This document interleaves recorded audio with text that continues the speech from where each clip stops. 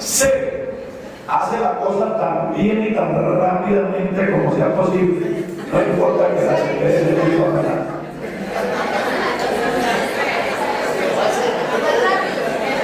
Adivine usted. No, es que esto es un comportamiento que tiene su nombre. Adivine cuál es la respuesta. Usted tiene que responder con el estándar.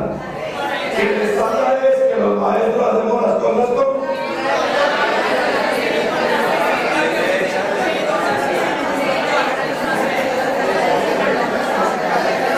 compañeros, faltando 5 para las 11 de la cama.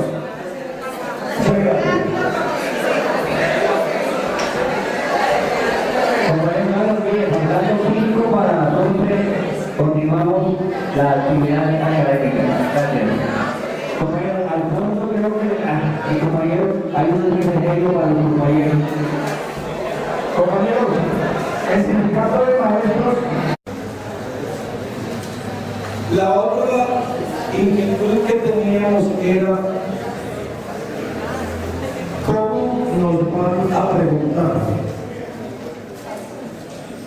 Entonces, sobre cómo nos van a preguntar, ya tenemos, al finalizar antes del refrigerio, habíamos señalado unos elementos. Quiero avanzar un poquito sobre eso. ¿Cómo nos van a preguntar? Nos van a preguntar con ítems. Los ítems es un instrumento que se generalizó en el mundo a través de una cosa muy precisa que se llama la teoría de la respuesta libre.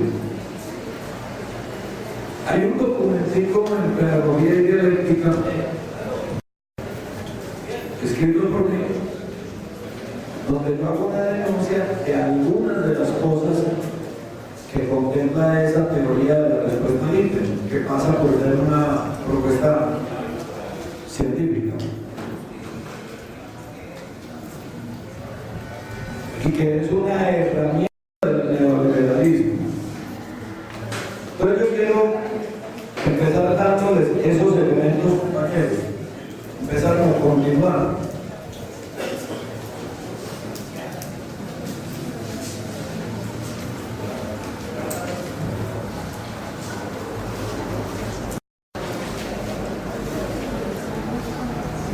Estamos viviendo, compañeros, en el mundo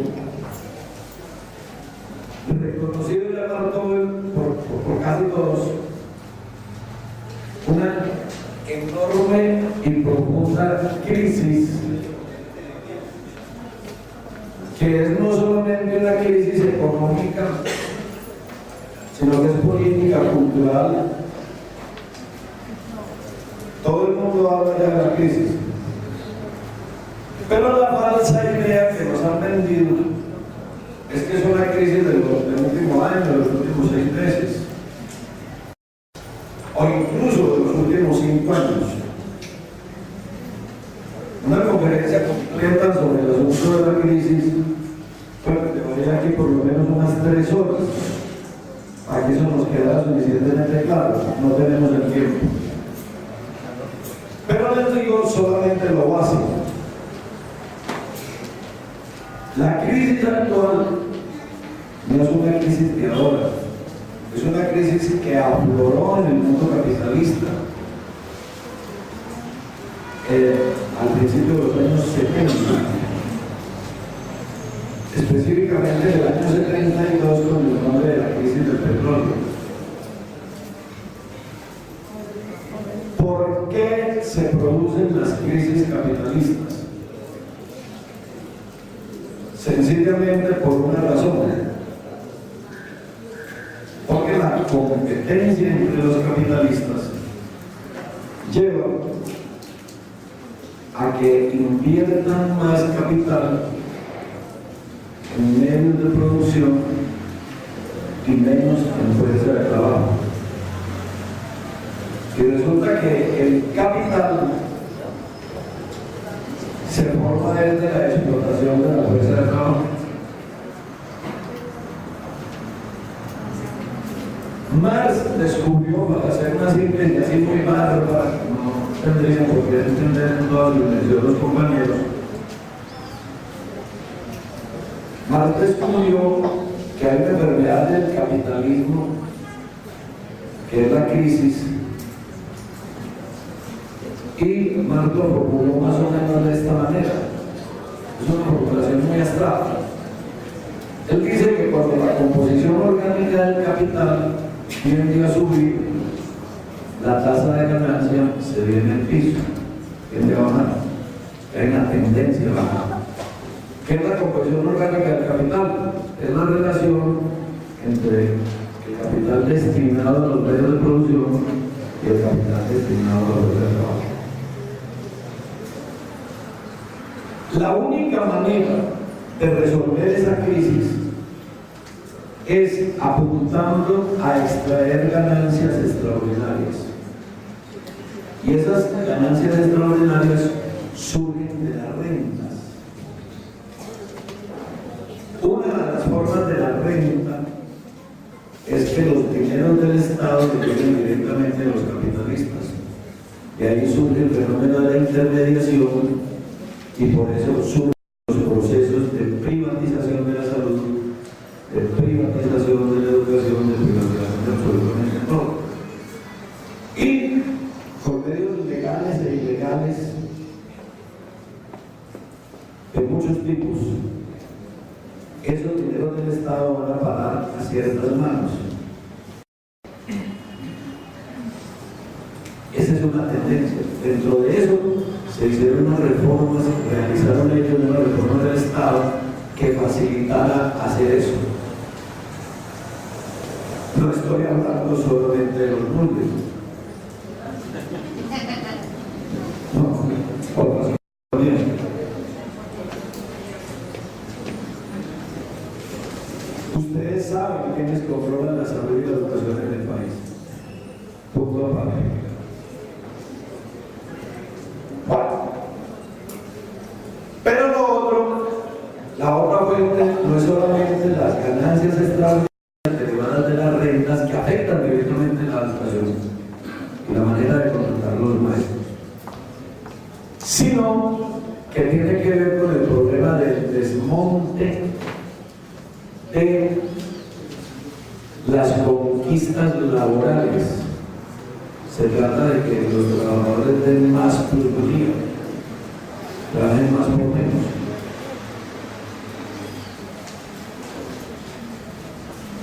Entonces, de esa época para acá van a ocurrir unas desgracias terribles. En Colombia, el día no termina a las 6 de la tarde cuando el sol se oculta, sino que el día laboral va hasta las 10 de la noche. Porque entonces, perdonen la expresión paisa, se llaman las 3 horitas que hay allí, que serían horas extras, y habría que pagarlas distintas 4 horas, ¿no? Y entonces los trabajadores terminan trabajando gratis. Pero además se formó un proceso que ahora lo llaman emprenderismo, que consiste en que usted no sale a buscar trabajo, sino dice a ofrecer trabajo. Y entonces ya usted no consigue trabajo como trabajador, sino como empresario. Y entonces usted tiene que sacar los papeles de una empresa que se llama Yo Mismo Limitada. Y tiene que pagar salud, prestaciones, absolutamente todo, para buscar contratos, y son contratos con el Estado. El 30% de lo que tiene que devolver el impuesto al gobierno.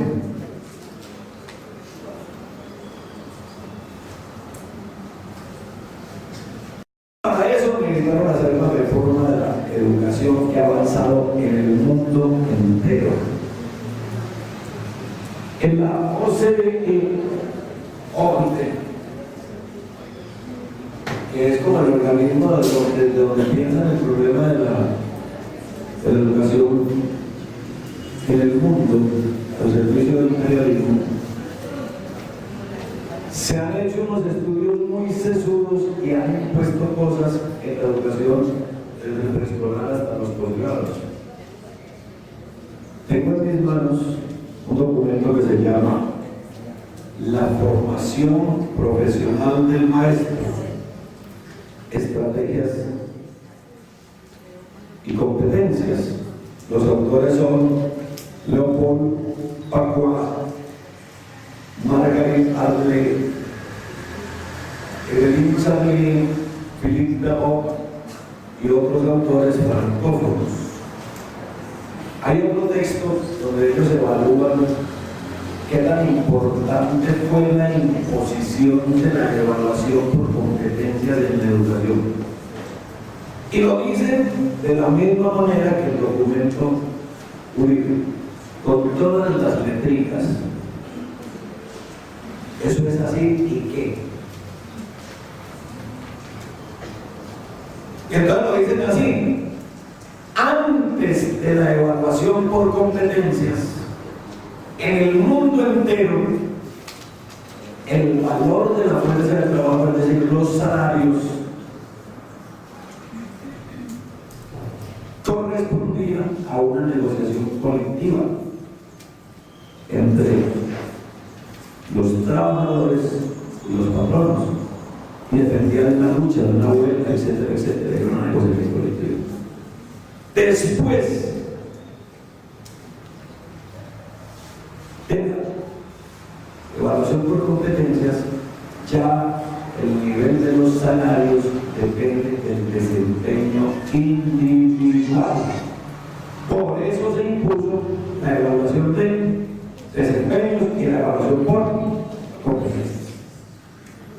¿Es usted contestando? ¿Es usted responsable? Si a usted no le subieron el software, ¿por qué? Es que usted no tiene méritos. A eso le llaman meritocracia. Ese es el esquema. Pero al definir la competencia, ustedes saben cómo se define: es saber hacer un contexto. Saber hacer en contexto. Entonces, aquí la clave es cómo entender el saber. ¿Qué es saber? Estos lo dicen con todas las letras.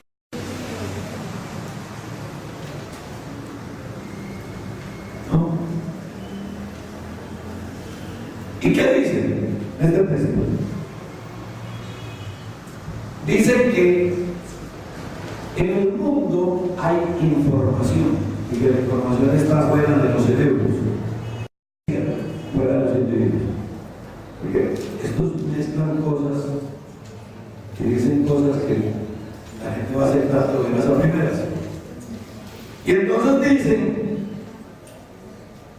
que el conocimiento está por dentro de los individuos. Eso no es cierto, es una falacia. El conocimiento está acumulado en el mundo como códigos que existen afuera. Ahora que hablemos del currículo, lo vamos a precisar. Cuando nosotros nacimos, ya 3, 14, 16 era Pi. Y Pi establecía una relación entre el diámetro y la circunferencia. ¿Está claro? Cuando nosotros nacimos, ya la gravedad por el tiempo al cuadrado sobre 2 era igual al espacio que recorre el objeto que cae. Eso ya estaba claro, tabulado afuera. Cuando nosotros nacimos, 2 por 2 ya era 4. Esa información estaba afuera, como una construcción social. Nosotros la tenemos que internalizar, que es otro cuento. Y para eso sirve la escuela, entre otras cosas. Ahorita que hablemos del currículo, hablamos de eso. Bien, Pero ¿qué siguen diciendo estos? Que entre la información y el conocimiento hay un nivel intermedio que es el saber. ¿Y cómo definen el saber? El saber es la información necesaria para actuar. Ojo con eso. Saber es la información necesaria para actuar. Así. La información necesaria para actuar. Por lo tanto, de lo que se trata es de saber qué, saber cuándo, saber qué hago, saber cuándo lo hago, saber dónde lo hago, pero sobre todo saber cómo lo hago. ¿Cómo lo hago? No es por qué, ni siquiera para qué. Es una traición de sus propios presupuestos ideológicos neoliberales, pero bueno, eso es otro cuento que no tenemos tiempo de explicar. Pero lo precisa. Saber qué, saber cuándo, saber dónde y saber cómo lo haga. Esa es la competencia. Y ese es el saber. Entonces, compañeros, nos queda claro. Formación profesional del maestro. Estrategias y competencias. Adivinen qué. El perfil del maestro depende de una serie de cosas. Desde el maestro sabe qué hacer, cuándo lo hace, dónde lo hace y cómo lo hace. Si usted no sabe esas cuatro cosas, no sabe. Y entonces usted no está en el perfil. ¿Y dónde están definidos el qué, el cuándo y el cómo? En los estándares. Clarísimo. Pero el concepto de competencia es un concepto muy complicado. Es una palabra que denominamos polisémica. Significa muchas cosas. Competencia, inicialmente relacionada con el verbo competer. ¿A quién le compete?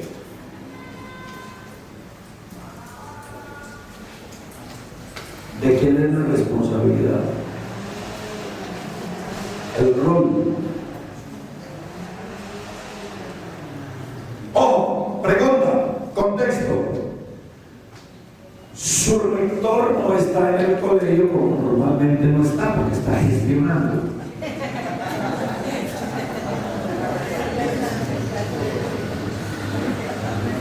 Punto seguido. Por alguna extraña razón, los coordinadores debieron abandonar de urgencia las instalaciones de su colegio. Y no dejaron a nadie cagar. Punto seguido. Estamos en el contexto, ¿no? Una alumna suya, muy querida, muy decente, muy honesta, muy buena estudiante, le dice: profe, son las 2 de la tarde. A las 3 tengo una cita médica.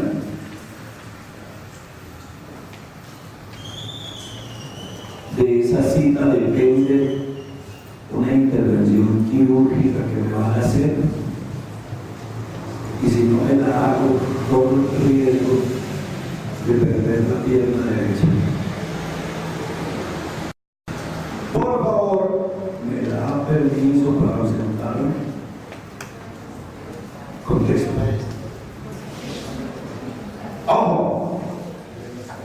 enunciado. Entonces usted decide. A. Le dice, claro, vale.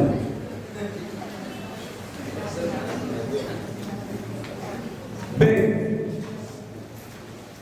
Le dice que esa no es su competencia, que no está el rector ni la coordinadora, que usted no puede meter en líos.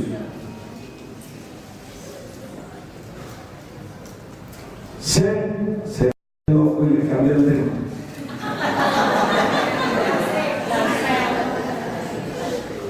Clarísimo. Ojo, su rol. El rol es hacer lo que usted tiene que hacer, cuando lo tiene que hacer, donde lo tiene que hacer y como lo tiene que hacer. Usted no puede dar permiso para ir al colegio. Independientemente de que haga otra cosa. Ahí en el papel, clarísimo, porque no es su rol. El estándar está, cuida el rol. Estaba clarito, ¿no? Vale. El concepto de competencia significa de no es otra cosa. Ser competente. Es decir, la persona que desempeña bien el puesto. Pero competencia también significa lo que se coló en el ejemplo que vimos la vez pasada, competir, ganarle al otro. Pues, yo invito al compañero a darle una vuelta a ver quién llega primero, una vuelta a la manzana. Pero como se trata de ganar, entonces yo mando 3 amigos que me lo hagan en la esquina media hora. Y entonces digan, oh, todo vale. Consiga plata, amigo. Consígala honradamente. Pero si no puede, consiga plata, amigo. Esa es la lógica que está montado el país ahora. Usted lo sabe. Saber hacer en contexto. Yo no sé si los compañeros que están aquí se creen el cuento del saber hacer en contexto. Yo espero que no y espero que combatamos eso. Pero en la prueba, en la prueba es otra cosa. Ejemplo de competencia. Carretera Medellín-Bogotá. Curva. Gran roca al lado de la curva. Al frente de un pueblito de cuyo nombre sí me acuerdo, pero no digo para no meterme en pánico. Labradas graditas en la gran roca, obviamente labradas por adultos. En la gran roca se suben las niñas con A y los niños con O.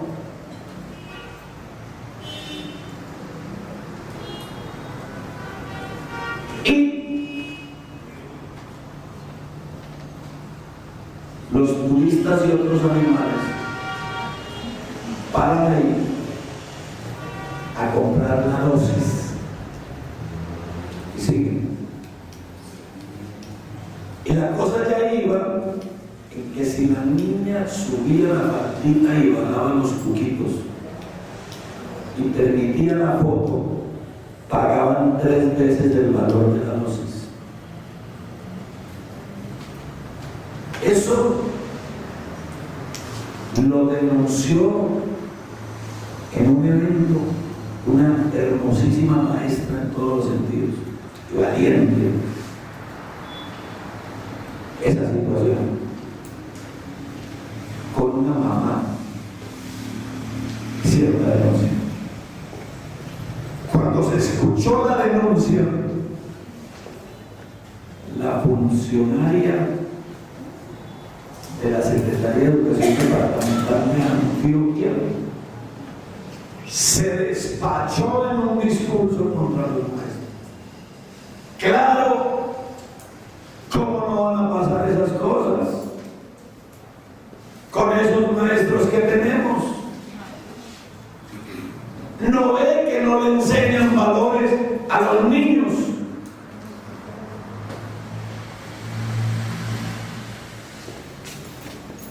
Yo estaba en ese evento de la palabra.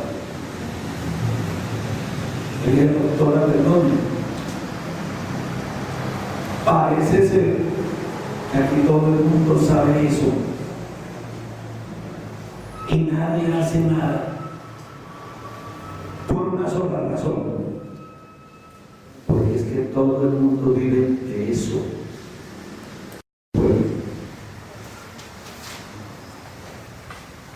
¿No le parece a usted, doctora, que esos niños son un ejemplo de mostrar orgullosamente de cómo se está cumpliendo la línea pedagógica que ustedes nos imponen a los maestros? Cuando nos dicen que nuestros pelados tienen que aprender a hacer el contexto. Y le pregunté al auditorio y les pregunto a ustedes, ¿sí o no esos niños aprendieron a hacer el contexto?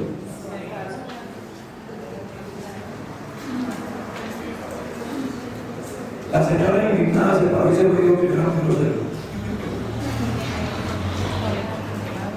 Pero la verdad, compañeros, es que si creemos que la tarea de los maestros es que los niños aprendan a hacer el contexto y sepan hacer el contexto, entonces debemos buscarnos una profesión más honrada para vivir de eso. No puede ser. Nosotros lo que pretendemos es que estos muchachos conozcan los contextos y hagan algo con todos los demás por cambiarlos, porque este país como está no nos sirve. Sí, claro.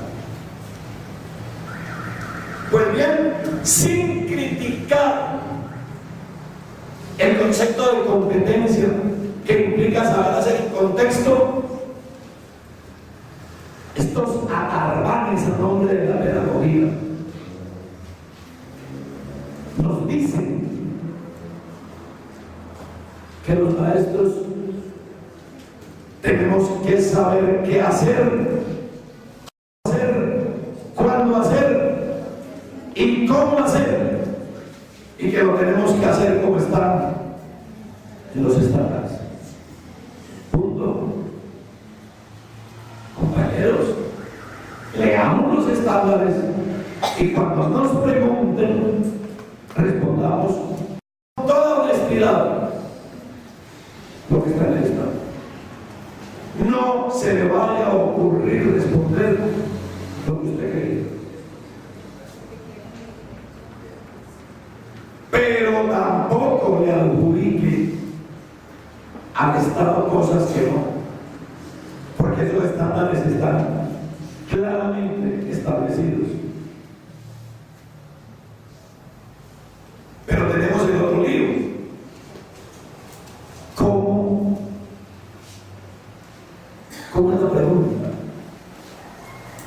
Y entonces les decía, está el contexto, lo segundo es que el enunciado, y lo tercero, la función de la respuesta, de las cuales una es la verdadera y las otras son distractores. Ojo a la teoría de la respuesta libre, se la sintetizo. La teoría del señor Rash, R-A-S-H, Rash y otros.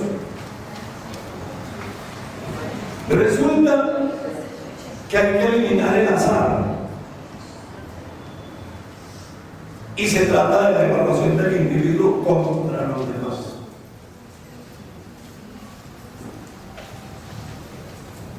Entonces, resulta que una pregunta tiene mayor o menor complejidad, dependiendo de qué tan complejos son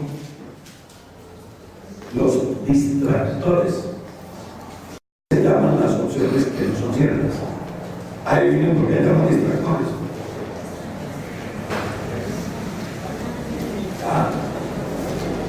Entonces, cuando hay un distractor muy fuerte, porque parece que es la respuesta, pero no. Cuando hay dos distractores fuertes, tres distractores muy fuertes, entonces la pregunta es de alta complejidad. Si solo uno es un distractor fuerte, entonces la pregunta es de complejidad media. Y si los distractores no son muy fuertes, entonces la pregunta